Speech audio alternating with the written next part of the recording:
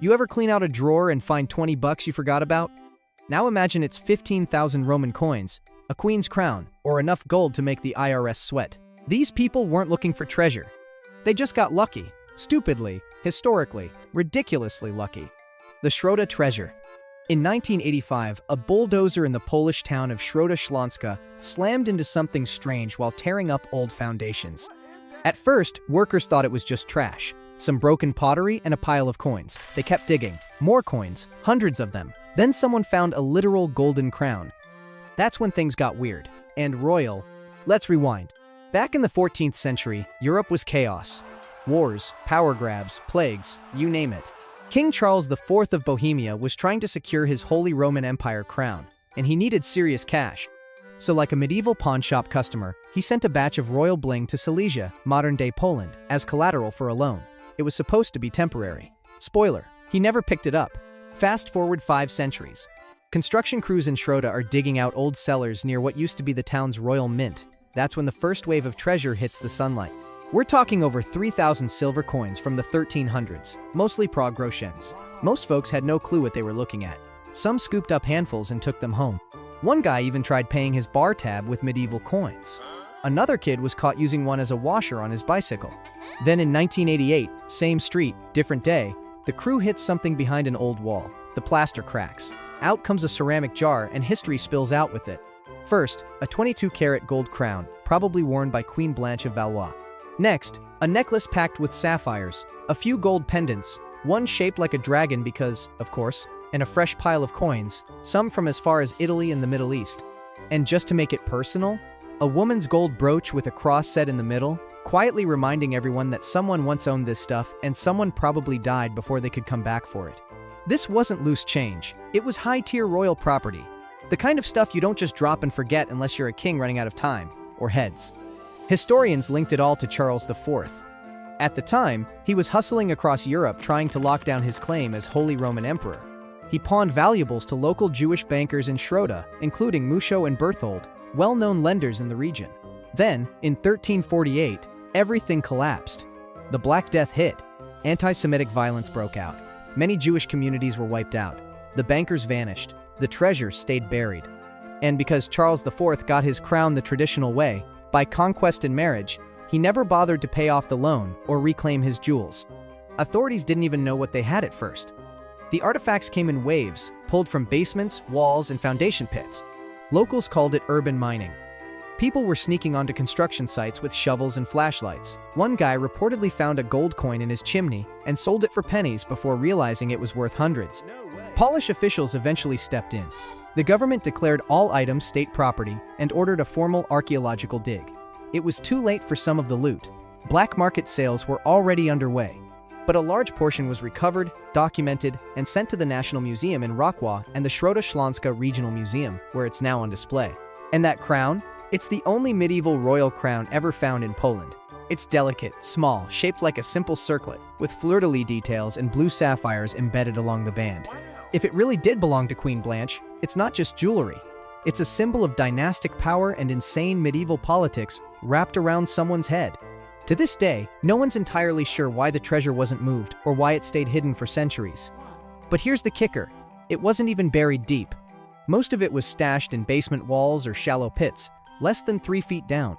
That crown sat behind bricks, undisturbed, while people lived above it, drank above it, and probably cursed their luck right on top of it. And all it took to bring it back was a clumsy construction crew and a backhoe with zero historical sensitivity.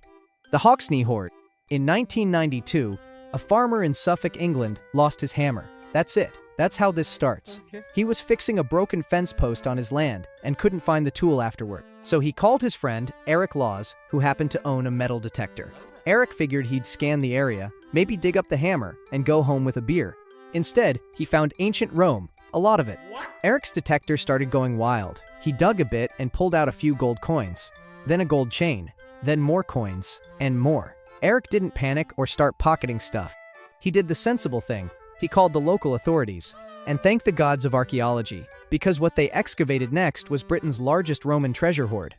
They called it the hoard, after the village where it was found. It contained 14,865 Roman coins, plus nearly 200 gold and silver items, spoons, ladles, bracelets, rings, even pepper pots shaped like Roman ladies. The stash was buried around 407 AD, just as the Roman Empire was collapsing in Britain. You could call it Rome's parting gift, if Rome hadn't forgotten where it left it. Now, this wasn't pirate loot or stolen temple gold. This was someone's life savings. Historians believe a wealthy Roman family buried it in a hurry, probably trying to hide it from invading Saxons or desperate neighbors. Rome had officially stopped sending troops to Britain. The empire was crumbling. The people left behind were scared. And when you're scared, you bury your gold. The coins came from across the empire, minted in cities like Trier, Milan, Antioch, and Constantinople. Most were solidi and silicae, which is fancy Roman for gold coins, and silver ones you could actually spend. The latest coins in the hoard were from Emperor Honorius, which helped experts date the burial to that exact panicky window when Roman Britain fell apart. But it's not just coins. Some of the silver spoons had engraved names like Aurelius Ursicinus. Another item was inscribed with the phrase Uter Felix Dominus, Latin for use this happily, master. These weren't generic items. They were gifts, heirlooms, personalized luxuries. Someone packed their favorite things into a wooden chest, buried it deep, and never came back. The find was so clean that archaeologists recovered the remains of the original wooden chest, including metal hinges and locks. Everything had been carefully wrapped in cloth and placed gently inside, like a time capsule. This wasn't loot. It was love, fear, and planning. And yes, the hammer was recovered too. It's now displayed in the British Museum, next to the treasure. That's how iconic this story became. Even the lost hammer made it to the exhibit. The British Museum ended up purchasing the entire hoard for £1.75 million, which was split between Eric Laws and the landowner, Peter Watling, the farmer who started this whole mess. Neither of them expected to get rich from a misplaced tool, but here we are. Eric became a minor celebrity. Schools invited him to talk about the hoard. Metal detectorists all over the UK suddenly thought their backyards held secrets. But here's the part people forget. Eric didn't dig wildly or sneak coins. He followed the law. And because of that, the entire treasure was preserved, studied, and properly displayed for the public. In fact, the Hawksney discovery helped lead to the Treasure Act of 1996, a new UK law that encouraged metal detectorists to report finds by guaranteeing they'd be fairly compensated. Now, about that pepper pot. One of the standout items was a solid silver spice container shaped like a Roman noblewoman.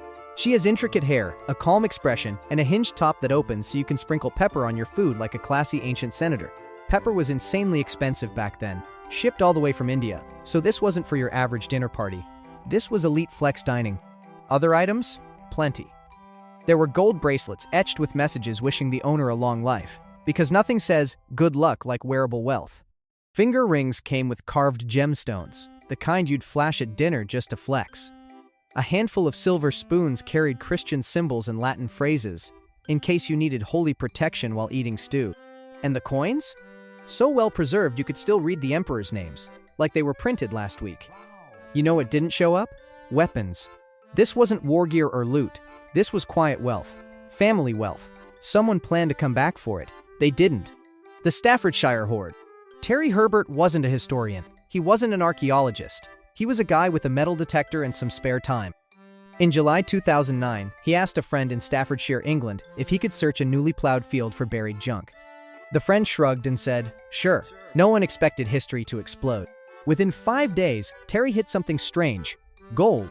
But not just any gold. Strips, caps, hilts, and broken sword fittings, all glinting beneath the soil like they were waiting for a camera crew. He kept digging. The pile grew.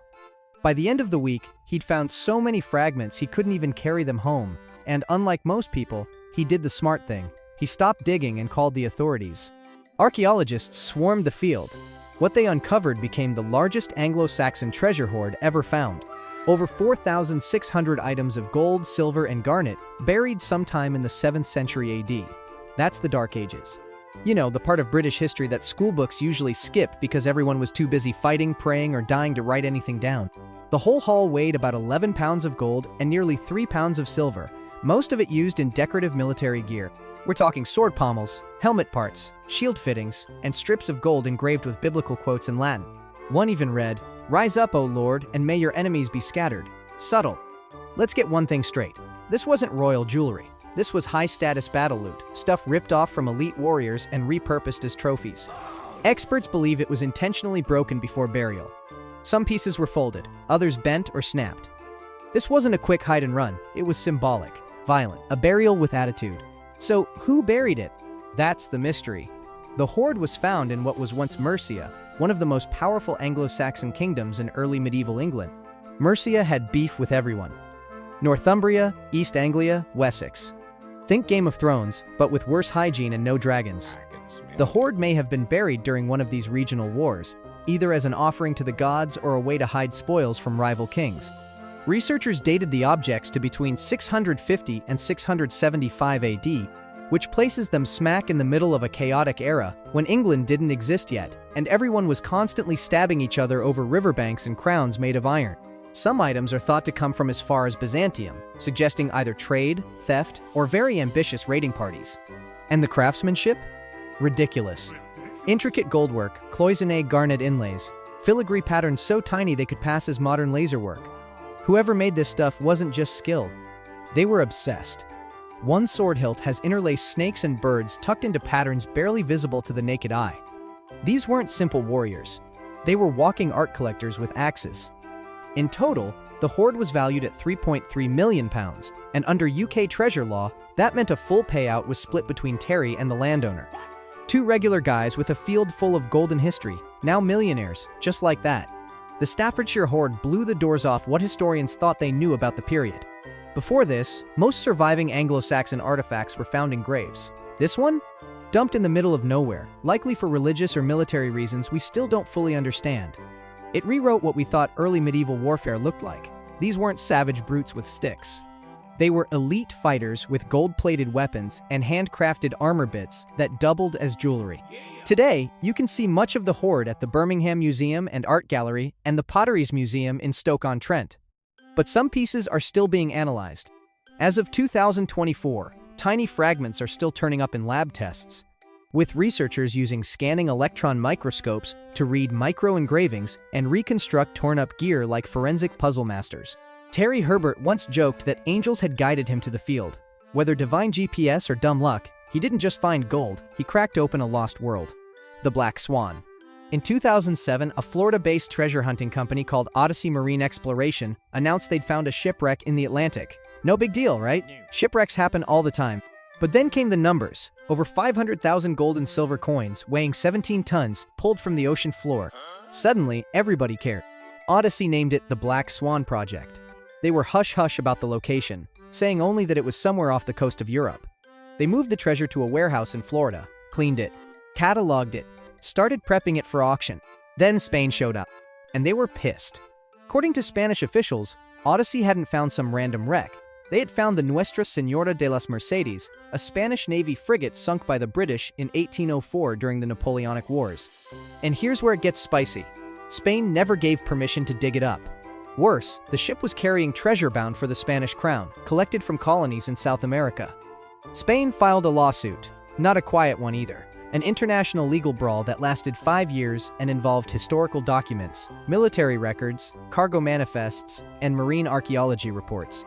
Odyssey argued the ship was in international waters. Spain countered that warships, no matter how old, are sovereign territory and off-limits. Turns out Spain was right. In 2012, a U.S. federal court ordered Odyssey to return the entire treasure to Spain. All 17 tons. The coins, mostly silver, some gold, were packed up, flown back to Madrid in military transport planes, and handed over to the Spanish government. Just like that, $500 million in treasure changed hands. Now, let's break down the wreck itself.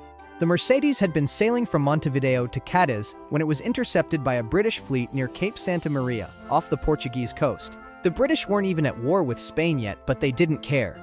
They demanded the ship surrender. The Spanish captain refused. The British fired. The Mercedes exploded, and 275 people died, including women and children. The ship sank with its cargo. Coins, ingots, and colonial wealth, meant to shore up Spain's fragile economy.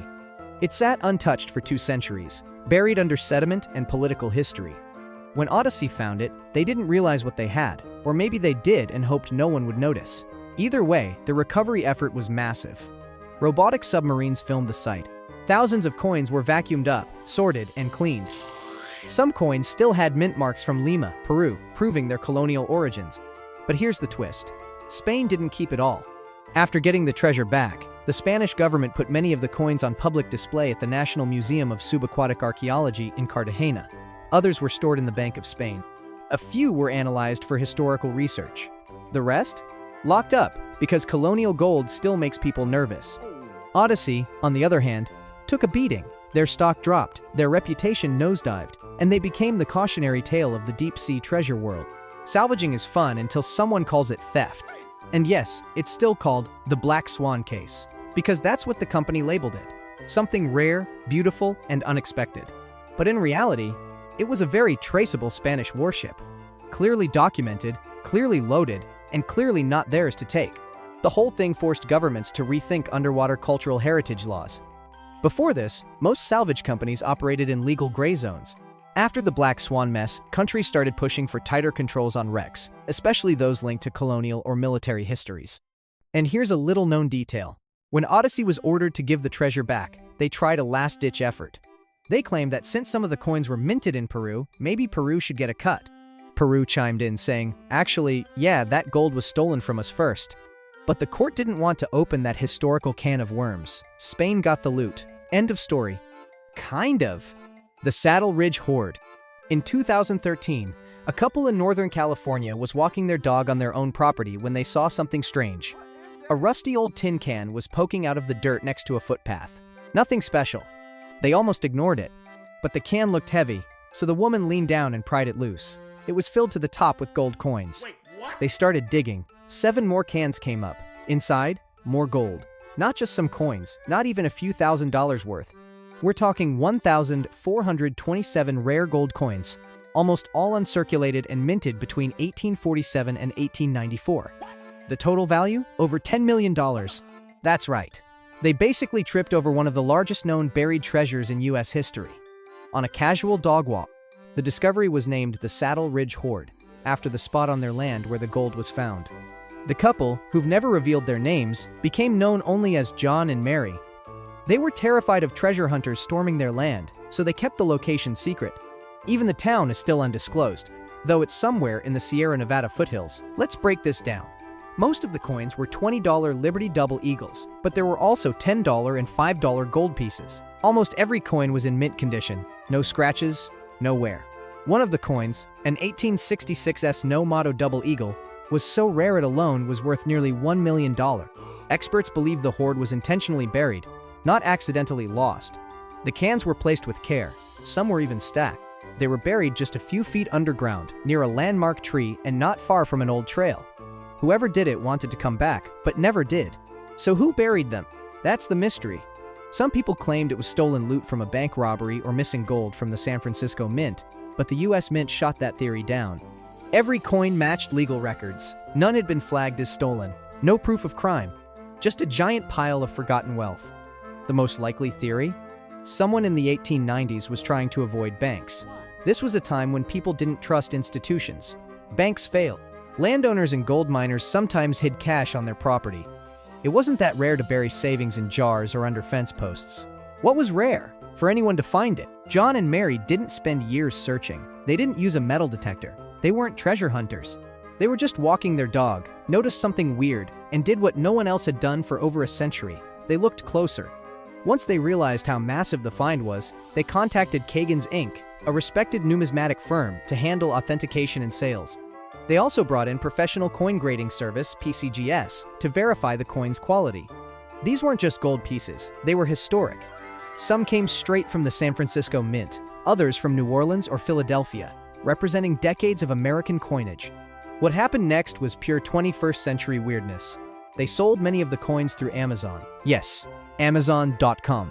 For the first time, you could add 1800s gold coins to your cart like you were buying a blender. Some sold within minutes. One buyer reportedly bought multiple 6-figure coins without hesitation. But not everyone was cheering. Some treasure hunters were bitter. They complained that John and Mary didn't dig deep enough to find the original owner. But here's the thing. There were no names, no markings, no clues left behind. The cans didn't come with a diary, and after more than 100 years, any legal claim was long gone. Even the IRS stepped in. Because yes, when you find $10 million in coins on your property, you still have to pay taxes. The hoard was treated as found property, meaning the couple owed federal income tax on the full value, even if they didn't sell everything. So now, instead of living in secret luxury, John and Mary still reportedly live modestly.